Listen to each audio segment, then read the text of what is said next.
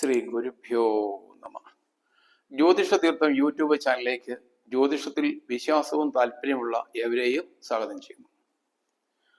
ചിങ്ങക്കൂറിൽ ജനിച്ചവർക്ക് 1201 കർക്കിടക മാസത്തിൽ അനുഭവിക്കാനിടയുള്ള ചാരഫലം എപ്രകാരമാണെന്ന് പരിശോധിക്കാം. മകം, പൂരം, ഉത്തരംകാല് എന്നീ നക്ഷത്രങ്ങളാണ് ചിങ്ങക്കൂറിൽ ഉൾപ്പെടുന്നത്. കർക്കിടക മാസത്തിൽ പൊതുവെ 3 ഗ്രഹങ്ങളാണ് രാശി മാറുന്നത്. ചൊവ്വ, ബുധൻ, ശുക്രൻ. ഈ ഗ്രഹങ്ങൾ കർക്കിടക മാസത്തിൽ രാശി മാറുന്നുണ്ട്. കർക്കിടക മാസം പുണ്യമാസമാണ്. ദോഷങ്ങളും ദുരിതങ്ങളും ഇല്ലാതായി ഈശ്വരന്റെ അനുഗ്രഹം കിട്ടുന്നതിനായി പ്രാർത്ഥനയിൽ മുഴുകുന്ന മാസമാണ് കർക്കിടക മാസം. എങ്കിലും ആ മാസത്തിൽ ഗ്രഹചാരവശാൽ അനുഭവപ്പെടാൻ ഇടയുള്ള ദോഷങ്ങളും ഗുണങ്ങളും എന്തൊക്കെയാണെന്ന് അറിഞ്ഞ് ദോഷങ്ങൾക്ക് പരിഹാരം കാണുന്നത് ജീവിതത്തിൽ കൂടുതൽ ഗുണഫലങ്ങൾ അനുഭവപ്പെടാൻ സഹായിക്കും. സൂര്യൻ ഈ കുറുകാർക്ക് കർക്കിടക മാസത്തിൽ സ്ഥിതി ചെയ്യുന്നത് 12ാം ഭാവത്തിലാണ്. 12ാം ഭാവം അനിഷ്ട സ്ഥാനമാണ്. സൂര്യന്റെ ചാരഫലം ഈ കുറുകാർക്ക് അത്ര അനുകൂലവുമല്ല. സൽപ്രവൃത്തികൾ ചെയ്യുന്ന ഈ കുറുകാർക്ക് അതിന്റെ ഗുണഫലങ്ങൾ കാര്യമായി അനുഭവപ്പെടുന്നതല്ല. പല പ്രകാരത്തിലുള്ള തടസ്സങ്ങൾ ഇത്തരം കർമ്മങ്ങളിൽ വന്നു ഭവിക്കുവാൻ സാധ്യതയുണ്ട്. അതിനാൽ സൽക്കർമ്മങ്ങൾ ചെയ്യാൻ ആഗ്രഹിക്കുന്നവർ ആ പ്രവൃത്തികളെ കാര്യക്ഷമമായി ക്രമീകരിക്കേണ്ടതുണ്ട്. അങ്ങനെ ചെയ്യുന്നവർക്ക് മാത്രമേ അത്തരം പ്രവൃത്തികളിൽ നിന്നും തങ്ങൾ ആഗ്രഹിക്കുന്ന രീതിയിലുള്ള ഗുണഫലങ്ങൾ ലഭിക്കുകയുള്ളൂ. മഹാദേവനെ പ്രാർത്ഥിച്ച് വഴിപാടുകൾ നടത്തുന്നവർക്ക് ഈ സൽപ്രവൃത്തികൾ ഒരു പരിധിവരെ പൂർത്തീകരിക്കുവാനും അതിന്റെ ഗുണഫലങ്ങൾ അനുഭവിക്കുവാനും ഇടവരും. ചൊവ്വ ഈ കുറുകാർക്ക് കർക്കിടക മാസം 17ാം തീയതി വരെ 10ാം ഭാവത്തിലാണ് സ്ഥിതി ചെയ്യുന്നത്. 10ാം ഭാവത്തിൽ സ്ഥിതി ചെയ്യുന്ന ചൊവ്വയുടെ ചാരഫലം വളരെ അനുകൂലമാണ്. ധാരാളം സാമ്പത്തിക നേട്ടം ഇവർക്ക് ഈ ചൊവ്വ നൽകുന്നതാണ്. പല വിധത്തിലുള്ള ധനാഗവുമാണ് ചൊവ്വയുടെ 10ാം ഭാവത്തിലെ ചാരഫലം. 10ാം ഭാവം കർമ്മസ്ഥാനമാണ്. പ്രത്യേകിച്ച് കർമ്മ രംഗത്ത് നിന്നും കൂടുതൽ നേട്ടം പ്രതീക്ഷിക്കാം. കർമ്മമേഖല കൂടുതൽ പുഷ്ടിപ്പെടുന്നതിനും അതിലൂടെ സാമ്പത്തികമായ നേട്ടം കൂടുതലായി അനുഭവപ്പെടുന്നതിനും ഈ കുറുകാർക്ക് കർക്കിടക മാസത്തിൽ സാധ്യതയുണ്ട്. പല മേഖലയിൽ നിന്നും അപ്രതീക്ഷിതമായ ധനനേട്ടം ഇവർക്ക് പ്രതീക്ഷിക്കാം. ചിട്ടി, ലോണൊക്കെ പിടിക്കുവാൻ ആഗ്രഹിക്കുന്നവർക്ക് വളരെ മെച്ചപ്പെട്ട ലാഭത്തോടുകൂടി ഇതൊക്കെ പിടിച്ചെടുക്കുവാൻ സാധിക്കുന്നതാണ്. അതുപോലെ സാമ്പത്തികമായ ആനുകൂല്യം ലഭിക്കാനുള്ളവർക്ക് അത് ഈ മാസത്തിൽ ലഭിച്ചു തുടങ്ങും. പഴയ കുടിശ്ശികളൊക്കെ ലഭിക്കാനുള്ളവർക്കും അത് ലഭിക്കുന്നതാണ്. ബാങ്ക് നിക്ഷേപത്തിൽ നിന്നും അതുപോലെ ഊഹ കച്ചവടത്തിൽ നിന്നുമൊക്കെ ഈ കൂറിൽപ്പെട്ടവർക്ക് ധനപരമായ നേട്ടം കൂടുതലായി ഉണ്ടാകുവാൻ സാധ്യതയുണ്ട്. കർക്കിടക മാസം 17ാം തീയതിക്ക് ശേഷം ചൊവ്വ 11ാം ഭാവത്തിലാണ് ഈ കുറുകാർക്ക് സ്ഥിതി ചെയ്യുന്നത്. 11ാം ഭാവം സർവാഭീഷ്ട സ്ഥാനമാണ്.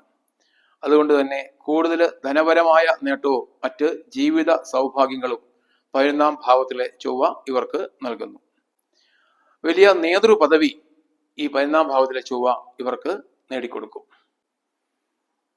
സമീപ പ്രദേശത്തെ ചെറിയ ചെറിയ സംഘടനകളിലോ അല്ലെങ്കിൽ തദ്ദേശ സ്ഥാപനങ്ങളിലോ ക്ലബുകളിലോ റെസിഡൻസ് അസോസിയേഷനിലോ ഒക്കെ നേതൃപദവി അലങ്കരിക്കാനുള്ള അവസരം ഈ കുറുകാർക്ക് വന്നു ചേരും. പല വിധത്തിലുള്ള സുഖാനുഭവങ്ങൾ 11ാം ഭാവത്തിലെ ചൊവ്വ ഇവർക്ക് നൽകും. സന്താന സൗഭാഗ്യം, അതുപോലെ പുതിയ വീട് വാങ്ങാൻ ആഗ്രഹിക്കുന്നവർ അത് വാങ്ങാൻ കഴിയുക, വിവാഹ ആലോചനകൾ അനുകൂലമായിട്ട് എത്തിച്ചേരുക, ഇതൊക്കെ 11ാം ഭാവത്തിലെ ചൊവ്വ ഈ കുറുകാർക്ക് നൽകുന്ന ഗുണഫലങ്ങളാണ്. വസ്തു വാങ്ങാനും വാഹനം വാങ്ങാനും ഒക്കെ ആഗ്രഹിക്കുന്നവർക്ക് അതിന് അനുകൂലമായ സമയമാണ്. ബുധൻ ഈ കുറുകാർക്ക് സ്ഥിതി ചെയ്യുന്നത് 11ാം ഭാവത്തിലാണ്. 20ാം തീയതി വരെ ബുധൻ 11ാം ഭാവത്തിൽ സ്ഥിതി ചെയ്യും. അതിനുശേഷം 12ാം ഭാവത്തിലേക്ക് മാറും. 11ാം ഭാവത്തിലെ ബുധനും ഇവർക്ക് ധാരാളം അനുകൂല ഫലങ്ങളാണ് നൽകുന്നത്. പ്രത്യേകിച്ച് മനോഹരമായ സംസാരം 11ാം ഭാവത്തിലെ ബുധന്റെ ചാരഫലമാണ്. മറ്റുള്ളവർക്ക് പ്രീതികരമായ രീതിയിൽ സംസാരിക്കാനും അവരെ ആകർഷിക്കുവാനും ഈ കൂട്ടർക്ക് കഴിയും. വൈഭവം മൂലം കർമ്മരംഗത്ത് വലിയ വിജയം കൈവരിക്കാൻ സാധിക്കുന്നതാണ്. മേലധികാരികളെയും അതുപോലെ സഹപ്രവർത്തകരെയും ഒക്കെ തങ്ങളുടെ വാക് സാമർഥ്യം മൂലം വശത്താക്കുവാനും അതിലൂടെ വലിയ ഉയർച്ച ജീവിതത്തിൽ അനുഭവിക്കാനും ഇടയാകും. ബഹുവിധത്തിലുള്ള ധനലാഭം 11-ാം ഭാവത്തിലെ ബുധൻ ഇവർക്ക് നൽകും. 11-ാം ഭാവത്തിലെ ചൊവ്വയെ പോലെ തന്നെ വിവിധ മേഖലയിൽ നിന്നും സാമ്പത്തികമായ നേട്ടം ഇവർക്ക് 11-ാം ഭാവത്തിലെ ബുധനും നൽകുന്നതാണ്. ഉദ്യോഗസ്ഥന്മാർക്കും പെൻഷൻകാർക്കും ഒക്കെ വർദ്ധിച്ച തോതിലുള്ള പെൻഷനും ശമ്പളവും ഒക്കെ ലഭിക്കുവാൻ സാധ്യതയുണ്ട്. അതുപോലെ കുടിശ്ശികയായി കിടക്കുന്ന ആനുകൂല്യങ്ങളൊക്കെ ഈ മാസത്തിൽ ലഭിക്കുവാൻ കൂടുതൽ സാധ്യതയുണ്ട്. എല്ലാ വിധത്തിലും സൗഖ്യം ഈ കൂറുകാർക്ക് അനുഭവപ്പെടും. മനസ്സിനെ അലട്ടിക്കൊണ്ടിരുന്ന പ്രശ്നങ്ങളൊക്കെ അനുകൂലമായ രീതിയിൽ അവസാനിക്കുകയും അതിൽ നിന്നും കൂടുതൽ മനസ്സുഖം വന്നു ചേരുകയും ചെയ്യും. സന്താനങ്ങളുടെ വിവാഹം, ഉദ്യോഗം, അതുപോലെ സ്ഥലമാറ്റം, ഇതിലൊക്കെ അനുകൂലമായ തീരുമാനം പ്രതീക്ഷിക്കാം. എല്ലാ കാര്യങ്ങളിലും വിജയം കൈവരിക്കാൻ സാധിക്കും. ആഗ്രഹിക്കുന്നതൊക്കെ പൂർണ്ണ വിജയത്തിലെത്തിക്കുവാൻ ഇവരെ കൊണ്ട് കഴിയുന്നതാണ്. അതുപോലെ ഭാര്യ, സന്താനങ്ങൾ ഇവരുമായിട്ട് പല കാരണത്താൽ അകന്ന് അന്യദേശത്ത് കഴിയേണ്ടി വന്നിരുന്നവർക്ക് ഭാര്യയും സന്താനങ്ങളുമായി ഒത്തുചേർന്ന് സഹവസിക്കാനുള്ള അവസരം വന്നു ചേരും. സുഹൃത്തുക്കള്, ബന്ധുക്കള് ഇവരുമൊക്കെ ആയിട്ട് കൂടുതൽ അടുത്ത് ഇടപഴകുന്നതിനും സഹവസിക്കുന്നതിനും ഇവർക്ക് കർക്കിടക മാസത്തിൽ യോഗമുണ്ട്. എന്നാൽ കർക്കിടകം 20-ാം തീയതിക്ക് ശേഷം 12-ാം ഭാവത്തിലേക്ക് മാറുന്ന ബുധന്റെ ചാരഫലം അനുകൂലമല്ല. ശത്രുക്കൾ മൂലവും രോഗങ്ങൾ മൂലവും ദുരിതങ്ങൾ വന്നുവിടുവാൻ സാധ്യത കാണുന്നുണ്ട്. ശത്രുക്കളായ ആളുകളിൽ നിന്നും എപ്പോഴും ഒരു കരുതൽ സ്വീകരിക്കുന്നത് നല്ലതാണ്. രോഗലക്ഷണങ്ങൾ എന്തെങ്കിലും കണ്ടാൽ വേഗം തന്നെ വൈദ്യസഹായം തേടി അനുയോജ്യമായ ചികിത്സ ഉറപ്പുവരുത്തേണ്ടതാണ്. ശ്രീകൃഷ്ണൻ, ശ്രീരാമൻ തുടങ്ങിയ ദേവതകളെ ഭജിക്കുകയും ഇവർക്ക് ഭാഗ്യസൂക്ത പുഷ്പാഞ്ജലി കഴിക്കുകയും ചെയ്യുന്നതിലൂടെ ബുധന്റെ 12-ാം ഭാവത്തിലെ സ്ഥിതി മൂലമുള്ള ദോഷഫലങ്ങൾ പൂർണ്ണമായും ഇല്ലാതാക്കാൻ സാധിക്കും. വ്യാഴം ഇവർക്ക് സ്ഥിതി ചെയ്യുന്നത് 12-ാം ഭാവത്തിലാണ്. 12-ാം ഭാവത്തിലെ വ്യാഴത്തിന്റെ സ്ഥിതിയും അത്ര അനുകൂലമല്ല. എങ്കിലും വ്യാഴം കർക്കിടകം രാശിയിൽ ഉച്ചസ്ഥനായിട്ടാണ് സ്ഥിതി ചെയ്യുന്നത്. ഉച്ചസ്ഥനായി സ്ഥിതി ചെയ്യുന്ന വ്യാഴം പൊതുവെ ദോഷഫലങ്ങൾ ചെയ്യാറില്ല. വർദ്ധിച്ച ഗുണഫലങ്ങൾ ചെയ്യുന്നതല്ലെങ്കിലും ചെറിയ തോതിലുള്ള ഗുണാനുഭവങ്ങൾ 12-ാം ഭാവത്തിലെ വ്യാഴത്തെ കൊണ്ട് അനുഭവപ്പെടും. ഇപ്പോഴത്തെ സ്ഥിതിയിൽ നിന്നും ഒരു കുറവ് ഇവരുടെ ജീവിതത്തിൽ അനുഭവപ്പെടാൻ സാധ്യതയുണ്ട്. പ്രത്യേകിച്ച് സർക്കാർ ഉദ്യോഗസ്ഥന്മാരും മറ്റ് ജീവനക്കാരും ഒക്കെ തങ്ങളുടെ ഔദ്യോഗിക കൃത്യനിർവഹണത്തിൽ കാര്യക്ഷമത വെച്ച് പുലർത്തുന്നത് ഇത്തരം വീഴ്ചകൾ ഉണ്ടാകാതിരിക്കാൻ കൂടുതൽ സഹായിക്കും. അതുപോലെ രാഷ്ട്രീയ സാമൂഹിക രംഗത്ത് പ്രവർത്തിക്കുന്നവരും തങ്ങളുടെ സ്ഥാനത്തു നിന്നും ഒരു മാറ്റം ഉണ്ടാകാതിരിക്കാൻ പ്രത്യേകം ജാഗ്രത പുലർത്തേണ്ടതാണ്. സാമ്പത്തികമായ നഷ്ടങ്ങളും ഈ കൂറുകാർക്ക് വന്ന് ഭവിക്കുവാൻ സാധ്യതയുണ്ട്. സാമ്പത്തിക ഇടപാടുകൾ കൈകാര്യം ചെയ്യുമ്പോൾ പ്രത്യേകം ശ്രദ്ധിക്കുന്നത് നല്ലതായിരിക്കും. പുതിയ പ്രോജക്റ്റുകൾ ആരംഭിക്കുവാനോ പുതിയ സംരംഭങ്ങളിലേക്ക് കൂടുതൽ പണം ചെലവാക്കുവാനോ ഈ കർക്കിടക മാസത്തിൽ തുനിയുന്നത് ബുദ്ധിപരമല്ല. കർക്കിടക മാസം 16-ാം തീയതി വരെ ഈ കൂറുകാർക്ക് ശുക്രൻ സ്ഥിതി ചെയ്യുന്നത് ലഗ്നഭാവത്തിലാണ്. ലഗ്നഭാവത്തിലെ ശുക്രന്റെ സ്ഥിതി ഇവർക്ക് ഗുണകരമാണ്. പ്രത്യേകിച്ചും ഭക്ഷണ സൗഖ്യം ഇവർക്ക് കൂടുതലായി അനുഭവപ്പെടും. തങ്ങൾക്ക് തൃപ്തികരമായ ഭക്ഷണ പാനീയങ്ങൾ ധാരാളമായി ലഭിക്കുവാനും അനുഭവിക്കുവാനും ഇവർക്ക് അവസരം വന്നു ചേരും. പല കാരണങ്ങളാൽ ദമ്പതിമാർക്ക് പല സ്ഥലങ്ങളിലായി കഴിയേണ്ടി വന്നിട്ടുള്ളവർക്ക് അതിൽ നിന്നും ഒരു മാറ്റം അനുഭവപ്പെടും. ദമ്പതിമാർക്ക് ഒന്നിച്ച് കഴിയുന്നതിനുള്ള അവസരം വന്നു ചേരും. സുഗന്ധ ദ്രവ്യങ്ങളും സുഖഭോഗ വസ്തുക്കളും ധാരാളമായി വാങ്ങുന്നതിനും അത് അനുഭവിക്കുന്നതിനുമുള്ള അവസരവും കർക്കിടക മാസത്തിൽ ഈ കൂറുകാർക്ക് വന്നു ചേരുന്നതാണ്. പുതിയ ശയനോപകരണങ്ങൾ വാങ്ങിക്കുന്നതിനും ഉപയോഗിക്കുന്നതിനും ഇവർക്ക് കർക്കിടക മാസത്തിൽ യോഗമുണ്ട്. വിശിഷ്ട വസ്ത്രങ്ങളും ആഭരണങ്ങളും വാങ്ങിക്കുന്നതിനും അത് അണിയുന്നതിനുമുള്ള അവസരവും ഇവർക്ക് വന്നു ചേരും. 16-ാം തീയതിക്ക് ശേഷം 2-ാം ഭാവത്തിലേക്ക് മാറുന്ന ശുക്രനും ഇവർക്ക് അനുകൂലമാണ്. ധാരാളം ദ്രവ്യ ലാഭം ഇവർക്ക് വന്നു ചേരും. സാമ്പത്തിക നില കൂടുതൽ മെച്ചപ്പെടും.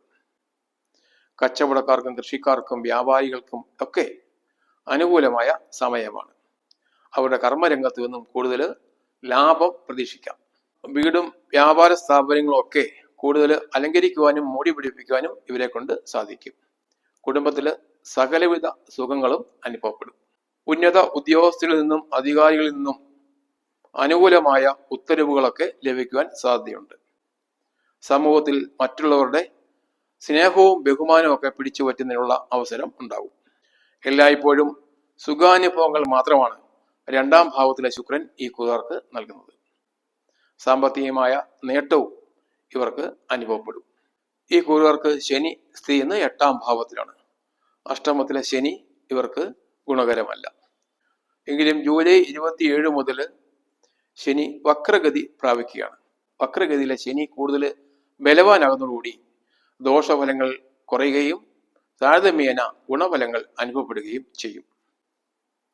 സ്വജന വിരോധം, പല വിധത്തിലുള്ള ക്ലേശങ്ങൾ, ഇതൊക്കെ 8-ാം ഭാവത്തിലെ ശനിയുടെ ചാരഫലമാണ്.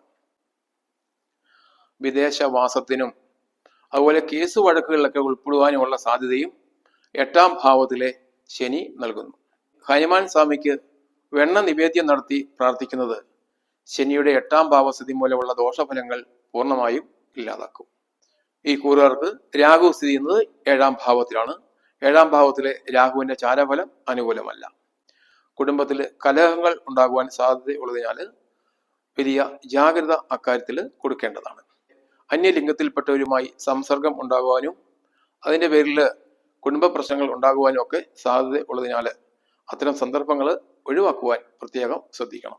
ദൂരദേശ ഗമനത്തിനും 7-ാം ഭാവത്തിലെ രാഹു കാരണമാകും. ദുർഗാ ഭഗവതിക്ക് സഹസ്രനാമ പുഷ്പാഞ്ജലി ചെയ്ത് പ്രാർത്ഥിക്കുന്നതിലൂടെ 7-ാം ഭാവത്തിൽ സ്ഥിതി ചെയ്യുന്ന രാഹുവിനെ കൊണ്ടുള്ള ദോഷങ്ങൾ ഇല്ലാതാക്കാം. കേതു ലഗ്നഭാവത്തിലാണ് സ്ഥിതി ചെയ്യുന്നത്. ദേഹത്തിനും അതുപോലെ നമ്മുടെ പ്രവൃത്തികളിലൊക്കെ തടസ്സങ്ങളും ഹാനികളും വരുവാൻ ഈ ലഗ്നഭാവത്തിലെ കേതു കാരണമാകാം. സർവ്വവിധത്തിലുള്ള വിഘ്നങ്ങളും ഇല്ലാതാകുന്നതിന് ഗണപതിയെ പ്രാർത്ഥിക്കുകയും ഗണപതി ഹോമം നടത്തുകയും ചെയ്യുന്നത് കൂടുതൽ ഗുണകരമായിരിക്കും. ഇത് ചാരഫലം മാത്രമാണ്. ഇപ്പോൾ അനുഭവപ്പെടുന്ന ദശയുടെയും അന്തർദശയുടെയും ഗുണദോഷങ്ങൾക്ക് അനുസൃതമായിട്ടായിരിക്കും ചാരഫലം അനുഭവപ്പെടുക. ജാതകവശാൽ എന്തെങ്കിലും ദോഷം അനുഭവിക്കുന്നവരുണ്ടെങ്കിൽ അത് കണ്ടെത്തി പരിഹരിച്ചാൽ കൂടുതൽ ഗുണഫലങ്ങൾ അനുഭവപ്പെടും. ഈ ചാനൽ സബ്സ്ക്രൈബ് ചെയ്യാത്തവരുണ്ടെങ്കിൽ സബ്സ്ക്രൈബ് ചെയ്യുക, ബെൽ ബട്ടൺ അമർത്തുക. ഈ വീഡിയോ ഉപകാരപ്രദമായെങ്കിൽ ഷെയർ ചെയ്യുക, ലൈക്ക് ചെയ്യുക. ഓൺലൈൻ കൺസൾട്ടേഷനായി എൻ്റെ വാട്സപ്പ് നമ്പറുമായി ബന്ധപ്പെടാവുന്നതാണ്. നേരിട്ട് കാണുവാൻ ആഗ്രഹിക്കുന്നവർക്ക് കോട്ടയം ജില്ലയിൽ പാമ്പാടി ആലാപ്പള്ളി ജംഗ്ഷനിലുള്ള എൻ്റെ ഓഫീസിൽ വന്ന് നേരിട്ട് കാണാവുന്നതാണ്. നന്ദി, നമസ്കാരം.